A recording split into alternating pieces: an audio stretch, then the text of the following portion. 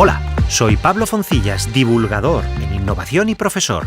Bienvenido a Viajando al Futuro, un podcast que está en el cruce de caminos entre pensar y pasarlo bien. Un programa sobre el futuro con las mentes más brillantes del presente. Esto es lo que me pasó en el capítulo anterior. ¿Eres Pablo Foncillas? Sí. Tienes que acompañarme al futuro. Me manda Pablo Foncillas de ahí para que puedas ver cómo es. ¿Estás preparado? Año de destino 2030. Trata de arrancarlo, Doc, que estamos en ruta hacia el futuro.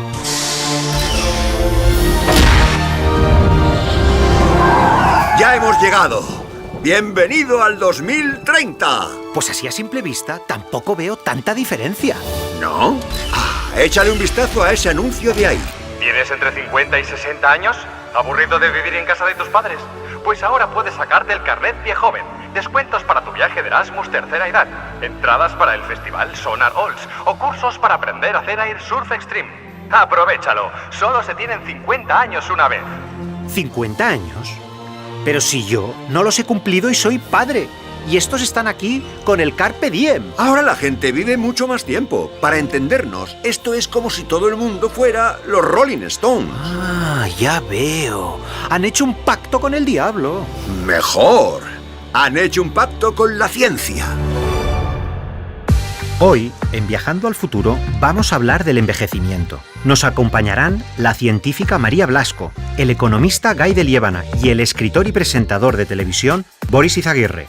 Juntos vamos a viajar hasta el 2030. María Blasco, Alicante 1965, doctora en Bioquímica y Biología Molecular. Dirige el Centro Nacional de Investigaciones Oncológicas. Especialista en envejecimiento, su grupo de investigación ha creado la primera terapia contra el envejecimiento en ratones. En 2016 publicó, junto con la periodista Mónica Salomone, el libro de divulgación Morir joven, a los 140. ¿Cuál será la esperanza de vida para los próximos 10-15 años? Yo creo que lo más probable es que continúe el aumento que estamos viendo ahora, que es más o menos unos 3 años más de esperanza de vida cada década. Entonces, en España las mujeres tenemos esperanza de vida de unos 85 años, los hombres de 80, pues a esto le tienes que sumar 6 años de 2 décadas, y las mujeres tendrán una esperanza de vida de unos 92 años y los hombres de unos 86. Esto es si las cosas siguen como ahora, si de repente hay un descubrimiento disruptivo y se pueden curar muchísimas más enfermedades, pues supongo que esto aumentará todavía más. ¿Cómo serán los ancianos del futuro? Pues me lo he preguntado yo algunas veces. Yo creo que será la generación del baby boom, ¿no? Una generación que ha ido a la universidad, ¿no? Que tiene vidas profesionales intensas, que les gusta la cultura, la vida sana. Yo creo que serán mucho más exigentes y querrán acceder a cosas diferentes de las que a lo mejor acceden ahora las personas de edades más avanzadas, ¿no? Con lo cual yo creo que eso cambiará también, ¿no? Tendrá que ser algo mucho más sofisticado, ¿no? Para estos ancianos del 2040-50. ¿Podemos manipular a nuestro albedrío el límite biológico de los humanos para vivir más? Yo creo que de momento no se ha aplicado todavía nada de lo que estamos averiguando los científicos de por qué envejecemos. Todavía no se está aplicando para aumentar, digamos, de manera significativa el límite biológico. Lo hemos aplicado en ratones ya y hemos aumentado sus límites biológicos en ratones, pero en humanos eso todavía no ha ocurrido. Si no hacemos nada, lo que está ocurriendo ahora es que poco a poco va aumentando la esperanza de vida, pero seguimos envejeciendo y seguimos teniendo enfermedades, ¿no? Y ahí parece que el límite biológico de nuestra especie pues pueda estar alrededor de unos 120 años, ¿no? Hasta 122 ha sido la persona más longeva, pero vamos, que ya es muy difícil llegar a los 115, 120, ¿no? Seguramente ahí está el límite biológico. Pero claro, lo que nosotros estamos haciendo con animales de experimentación es superar sus límites biológicos en un 40%, un 30%, un 50%. Entonces, si eso lo hiciéramos en humanos, se superaría el límite biológico también de 120 años, ¿no? Está claro que cada vez viviremos más tiempo. Esto es una buena noticia, sin duda, pero ¿estamos preparados económicamente para el envejecimiento de la población? No se me ocurre nadie mejor que José María Guy de Liébana para unirse a la conversación.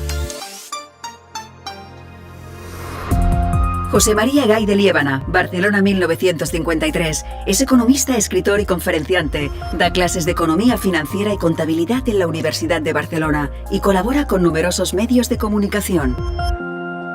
Ahí, Pablo, tú sabes que hay una discriminación, que esa discriminación de que cuando uno envía el currículum al día de hoy con 50 y pocos de años, ya automáticamente, ¡pam!, ya lo dejan al margen, ¿no? Y lo dejan al margen precisamente porque dicen, uy, este querrá más sueldo, este, uy, tendrá demasiada experiencia, uy, tal, uy, tal. Y hay una serie de prejuicios. Yo creo que si vivimos hasta los 140 años, un chaval de 50 años es un nene, ¿no?, por decirlo de esta manera, y en consecuencia que el nene pues puede trabajar perfectamente, casi diría de aprendiz, ¿no? Viviendo hasta 140 años, a los 50 años eres un aprendiz. Yo creo que entonces habrá una cuestión aquí que va a ser clave, que va a ser la edad de jubilación. La edad de jubilación tampoco podrá ser, evidentemente, ni a los 65, ni a los 70, ni a los 80, ni a los 90 años, probablemente.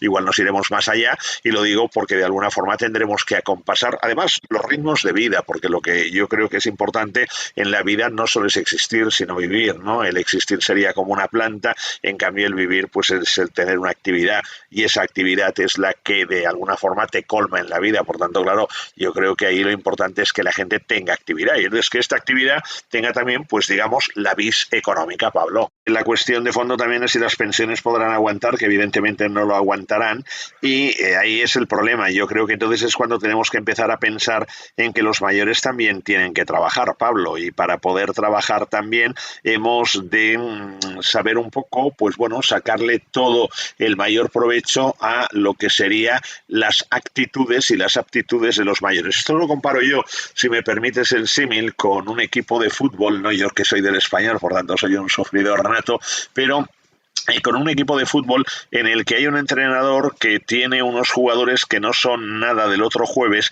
y sin embargo consigue de ellos los mejores resultados, el mayor rendimiento, el mayor provecho.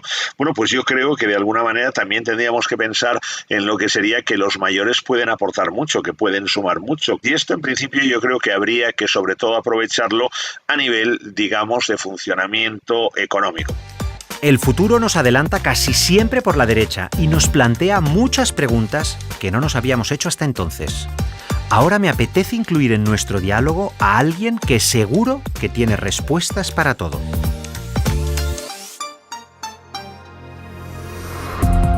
Boris Izaguirre, Venezuela 1965. Es periodista, escritor, guionista y presentador de televisión. En España se hizo conocido por sus colaboraciones en distintos programas de televisión de mucho éxito. Es autor de varios libros y en 2007 fue finalista del Premio Planeta con su novela Villa Diamante. ¿Te imaginas viviendo hasta los 140 años? ¿Y cómo te imaginas estando digamos, a los 120, a los 130? Hombre, la verdad que no me lo imagino. 140 años me parece como que tendría demasiados actos. Y yo creo que con 3 actos una vida es lo suficientemente estupenda. Yo creo que el primero es un poco en el que apareces, el que deslumbras. Generalmente siempre hay un momento de bajón o de bastante riesgo, de peligro incluso, ¿no? En que de repente, pues, por ejemplo, tu buen momento profesional se puede evaporar o desvanecer, y de repente hay una segunda oportunidad, un segundo tren, y que hay que ser muy hábil para subirse a ese tren. Y luego entonces ya viene el tercero, que yo creo que es un poco como el de la despedida, y que es el que realmente yo creo que como que corona una buena trayectoria. Hay quien dice que un factor que determina el envejecimiento es no ser más feliz o menos, no ser más rico o menos, sino vivir acorde a tus expectativas. ¿De qué depende que unas personas envejezcan mejor que otras? ¿Podremos escoger cuánto queremos vivir? Cuando ahora, por ejemplo, alargamos la vida de un ratón y lo hacemos, no para alargar la vida del ratón en sí, sino para demostrar que la ruta molecular que pensamos que está determinando el envejecimiento realmente es importante para el envejecimiento. Entonces, la prueba que hacemos es hacer que el ratón viva más. Pero yo creo que ese no es ese el objetivo inmediato en humanos. El objetivo inmediato en humanos no es desarrollar tratamientos que podamos tomar a partir de una cierta edad, por ejemplo, los 30, 40 años, y así pues no envejecer o envejecer mucho más lento, sino lo que estamos haciendo la mayor parte de los científicos serios, por decirlo de alguna manera, es una vez que identificamos esas rutas moleculares que son importantes para el envejecimiento y por lo tanto que están en el origen de la enfermedad, es desarrollar terapias que vayan a funcionar para enfermedades concretas, ¿no? Por ejemplo, en mi caso, nos interesa ver el papel del acortamiento de los telómeros, que es una de estas rutas moleculares del envejecimiento, en enfermedades degenerativas, por ejemplo, fibrosis pulmonar. Entonces sabemos que nosotros si alargamos los telómeros un ratón lo hacemos vivir más, pero eso no es lo que queremos hacer en humanos. No queremos hacer humanos que a los 40 años o cuando nacen les alargamos los telómeros y van a vivir más, sino lo que queremos es una vez que una persona está diagnosticada con una enfermedad del envejecimiento, pues alargando los telómeros conseguir frenar la progresión de esa enfermedad. Pero eso quiere decir que cuando yo nazca, en el futuro, lo que pasará es que me mapearán el ADN y verán dónde voy a tener problemas y sobre eso es sobre lo que podrían actuar ese tipo de terapias que vosotros estáis desarrollando, por ejemplo. Puede ser, pero eso no es lo inmediato. Tenemos que pensar una cosa que además es una cosa muy seria. O sea, ahora mismo hay muchísimas personas que mueren de manera prematura con 40, 50 años, 60 años de un infarto, de Alzheimer, de cáncer, de toda una serie de enfermedades que aumenta su frecuencia a partir de los 40, 50 años porque están asociadas a este envejecimiento de las células, que no son las canas ni las arrugas, sino este envejecimiento molecular que ocurre en el organismo. Entonces, esa es la prioridad número uno. Ser capaces de frenar la progresión de esas enfermedades degenerativas, ¿no? o tratarlas de manera eficiente, ¿no? Que todavía no lo sabemos hacer en muchos casos y eso es un gran atraso, que no sepamos cómo tratar a un paciente con 50 años que tiene un infarto, no sabemos cómo recuperar su corazón, ¿no? El corazón ya queda dañado después del infarto. Entonces, una vez que eso se consiga, sí que nos podemos plantear, decir, bueno, es lícito hacer estos tratamientos cuando somos más jóvenes y no estamos enfermos, estamos sanos para evitar enfermar. Pero yo creo que la prioridad va a ser, primero, intentar curar enfermedades que hoy por hoy son incurables. Y de hecho, el envejecimiento hoy por hoy no se considera una enfermedad y no se puede hacer un ensayo clínico para probar una terapia para frenar el envejecimiento. Lo que planteas es primero curar a los que están enfermos para aprender y después curar a los que sabemos que se podrían poner enfermos. Lo segundo no sería curar, porque sean personas sanas que a lo mejor sabemos por su ADN o por cómo son sus marcadores de envejecimiento que van a tener problemas y entonces se interviene antes de la enfermedad, ¿no? Porque la enfermedad en definitiva no es cuando vamos al médico y nos dicen usted está enfermo. Sabemos los científicos que la enfermedad ocurre durante décadas en nuestro organismo, ¿no? Y la idea sería intervenir antes de que fuera demasiado tarde. Podremos tener cuerpos sanos, con células sanas, pero nosotros seremos viejecitos. Bueno, que hay que definir qué es la vejez, ¿no?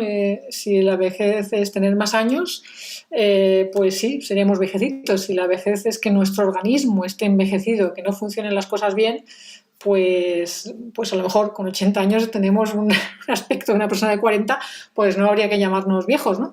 Entonces depende de cómo definamos lo que es la vejez, ¿no? Eso es muy interesante, ¿no? Redefinir el concepto de vejez, que no esté asociado a la edad, sino a enfermar, entiendo. Sí, bueno, la vejez en el fondo, desde el punto de vista molecular, lo que es una pérdida de nuestro organismo de la capacidad de regenerarse, de curarse, ¿no?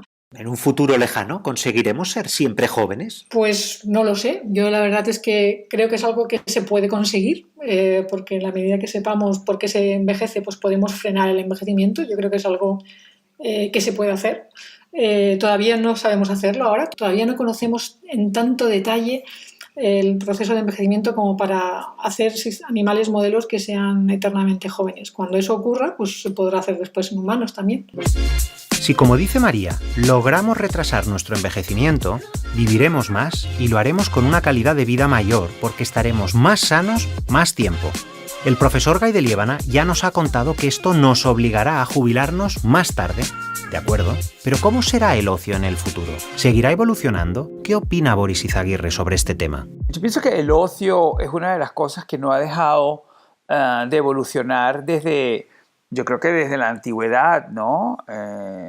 Probablemente el mundo de la pintura rupestre formaba parte de un ocio, es decir, de que de repente se reunían esas civilizaciones, y entonces se ponían en torno a esas paredes en las grutas y dibujaban, y eso formaba parte de una estructura de ocio comunitario, y de allí hasta, por ejemplo, pues llegar a la imprenta y a los libros, a la lectura, al tejer, y de allí, por ejemplo, llegar a la aparición de la radio, y después de la aparición de la radio a la llegada del cine, y después de la llegada del cine a la llegada del cine sonoro, y de la llegada del cine sonoro la televisión, por ejemplo. Y de la televisión a Internet, y de Internet al streaming, y del streaming un poco a este momento que ahora por la pandemia estamos viviendo de lo telemático. Es decir, es una cosa que jamás se detiene. Es una bola que no cesa de girar. Yo no creo que vaya a cesar de girar. Yo creo que al contrario, que seguirá haciéndose más y más sofisticada. Y que, por ejemplo, a lo mejor en un momento determinado, en vez de tener que sintonizar una serie de televisión, de repente termines representándola tú en tu propia vida. Y yo creo que en el futuro es muy probable que tengamos un robot como amigo, como parte esencial de nuestro ocio. Tendremos incluso reuniones con robots, con varios. El robot de mi amigo vendrá también a conocer a mi robot, y así yo creo que vamos a tener una vida geriátrica en caso de que se llegue a ser geriátrico en el futuro, ¿no? Muy entretenida. De acuerdo, los robots cumplirán una función. Serán receptores de nuestro cariño porque los humanos necesitamos querer. Pero ¿qué les pasará a nuestros robots cuando nos muramos nosotros? ¿Nos habrán cogido cariño? Porque nos moriremos igualmente, ¿no? ¿O seremos inmortales, como predicen algunos?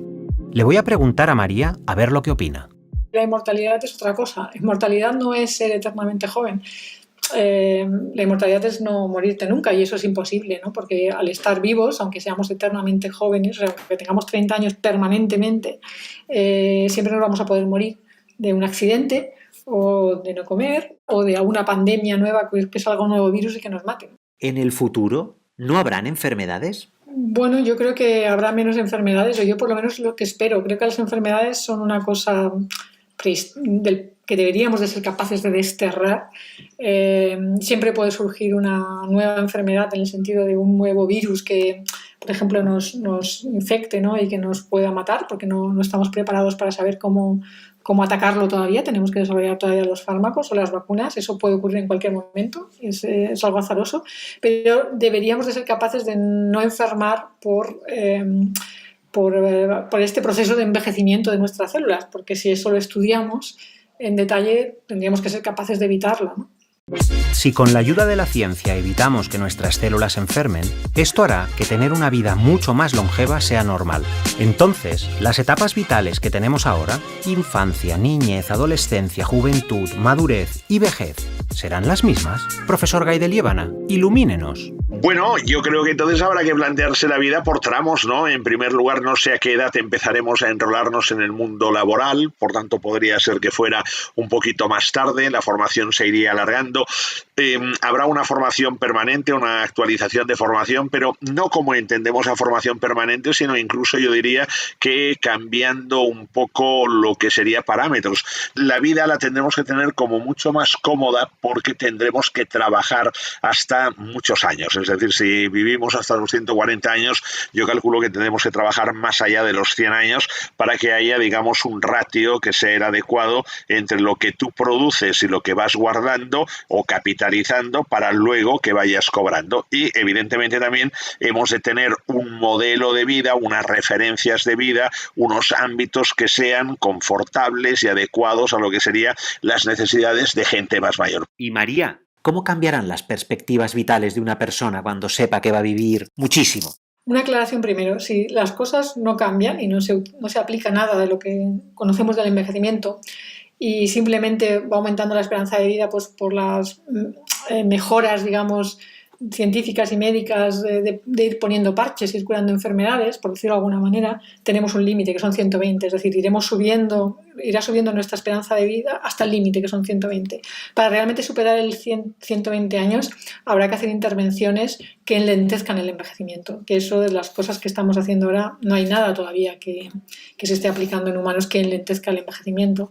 Por lo tanto, quería hacer esa aclaración, ¿no? Pero si algún día llegamos, la mayor parte de los humanos, a vivir 120 años, pues porque se van controlando distintas enfermedades, se van curando enfermedades, pues obviamente tendremos más tiempo y yo creo que eso puede redundar en tener una educación más extensa, en poder tener un tiempo para dedicarlo a la familia o a tener hijos, porque eso es un problema que tiene la humanidad a futuro, muy a futuro, el que no haya nacimientos. Tanto hombres como mujeres, por cierto, es decir, que esto es algo que los dos se tienen que ocupar de que haya nuevos nacimientos, ¿no? Etcétera. Obviamente solo la mujer puede tener los hijos, pero bueno, el cuidado, etcétera, puede estar a cargo de los dos progenitores. Y quizá, pues también me gusta pensar que seremos mucho más conscientes de nuestro entorno y del medio ambiente, porque tenemos que estar 120 años sobre el planeta, pues querremos estar sobre un planeta pues donde no esté ocurriendo el cambio climático, donde no estemos viendo cómo cada vez hay pérdida de hábitats, etcétera, porque vamos a tener que ser más cuidadosos también, vivir un poco más lento y ser más cuidadosos con nuestro planeta. Tanto José María Gay de Liébana como María Blasco nos dicen que al ser más longevos, las etapas vitales serán distintas, comenzando porque nos formaremos durante más tiempo. A mí me preocupa que al cumplir años como sociedad nos volvamos más retrógrados. ¿Qué opina Boris sobre esta posibilidad, por ejemplo, relacionado con el mundo del arte y la cultura? Yo creo que ninguna sociedad consigue ser lo suficientemente conservadora para no volverse rebelde. A mí me parece un equilibrio extraordinario que hemos desarrollado los humanos y que yo creo que es clave en nuestro día a día, en nuestro vivir. No puedes ser estrictamente conservador porque es que te aburres completamente. Yo creo que terminas devorándote a ti mismo. Yo no creo en un horizonte tan apocalíptico, de que no quede nada, de que solo quede, no sé, los remanentes del pasado reciente. Yo creo que no, que seguirá el pensamiento, continuará la rebeldía, continuará el plantearse fórmulas para no estar de acuerdo, continuarán y no envejecen. Parece ser que en el futuro seremos jóvenes más tiempo. O por decirlo de algún modo, seremos como un coche al que podremos ir renovando las piezas una a una para funcionar más tiempo. Eso sí, siempre que el chasis te siga funcionando o no le hayas dado mucho gas durante tu vida. Pero para pagar una juventud más larga y con más tiempo para el ocio, también hay que alargar el trabajo. Seremos una sociedad envejecida y con más gasto, y para sostenerlo, ya sea gasto público o privado, habrá que trabajar más. Eso me lleva a la pregunta clave del programa. ¿Se puede predecir el futuro? ¿Qué opina Boris, por ejemplo? Hombre, yo sí, me imagino que claro que todo se puede predecir, pero yo siempre pienso que el futuro es el presente. Yo no creo realmente en ninguna de las visiones de futuro, ni la que tú veas como terriblemente apocalíptica y terrible y triste y devastada, o la contraria, que de repente el futuro sea algo excepcional y fantástico, ¿no? Creíamos que el futuro iba a ser como Los Supersónicos, la serie de dibujos animada de Hanna-Barbera, que en inglés se llama The Jetsons. Y luego de repente pensamos que no, que en realidad nada fue como los Jetsons. Nunca hemos conseguido sustituir el coche por una nave voladora.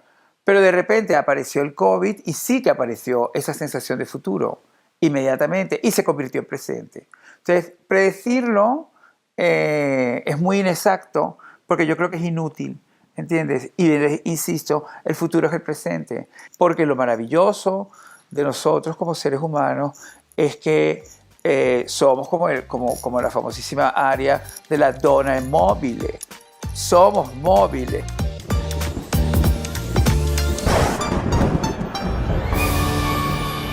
Oye, Doc, creo que ya me he hecho una idea de cómo será el 2030. pero tengo una pregunta. ¿Qué está haciendo el yo del futuro ahora mismo? Me refiero en el 2030. Ya te dije que no podías coincidir contigo mismo. Sería peligroso. Solo quiero una pista. ¿Estoy de viaje de Erasmus? ¿En el festival Sonar Oats? ¿De retiro en las Bahamas? ¿Dónde estoy? Estás currando, como siempre. Ay, no sé para qué pregunto. En fin, será mejor que me prepare bien la conferencia de Cambridge, para que así me lluevan las ofertas y pueda retirarme pronto.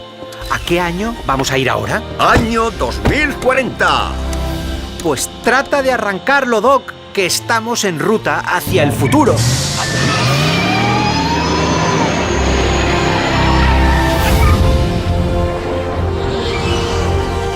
Oye, dime la verdad, ¿voy a trabajar hasta los 90 años? No. ¿100? No. No me digas, ¿140? Y eso que mi sueño era retirarme a pescar a los 67. ¿Vas a estar así todo el viaje? Soy Pablo Foncillas y en nombre del equipo de Viajando al Futuro quería terminar dando las gracias a VidaCasha, que ha hecho posible este podcast. Y en el próximo capítulo nos haremos una pregunta. ¿Cómo es un futuro sostenible? Para ello, viajaremos hasta el 2040 acompañados del meteorólogo Mario Picazo y del político Javier Solana. También hablaremos con el experto en economía Eduardo Martínez de Aragón y una de las personas que mejor conoce la naturaleza, la alpinista Edurne Pasaban.